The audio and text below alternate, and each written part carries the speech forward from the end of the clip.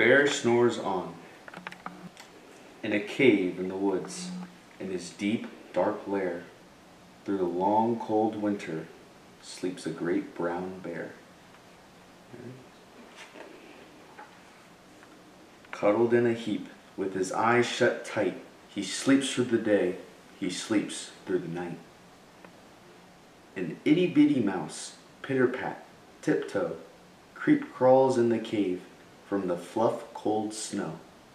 Looks cold out there. Mouse squeaks, "Too damp, too dank, too dark." So he lights wee twigs with a small hot spark. Two glowing eyes sneak peek in the den. Mouse cries, "Who's there?" And a hare hops in. "Oh, Mouse," says Hare.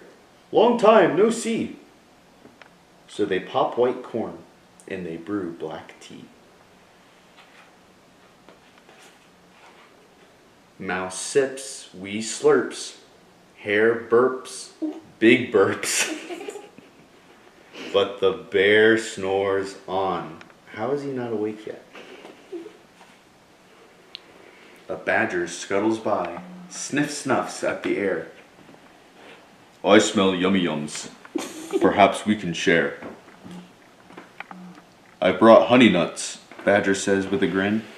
"Let's divvy them up, cozy down, and dig in." And they nibble and they munch with a chew, chomp, crunch. But the bear snores on. Hare strokes the fire. Mouse seasons stew. Then a small pepper flick makes the bear Achoo! He blows and he sneezes and the whole crowd freezes. Hare's like, uh-oh. It looks like I'm dinner. And the bear wakes up. Bear gnarls and he snarls. Bear roars and he rumbles. Bear jumps and he stomps.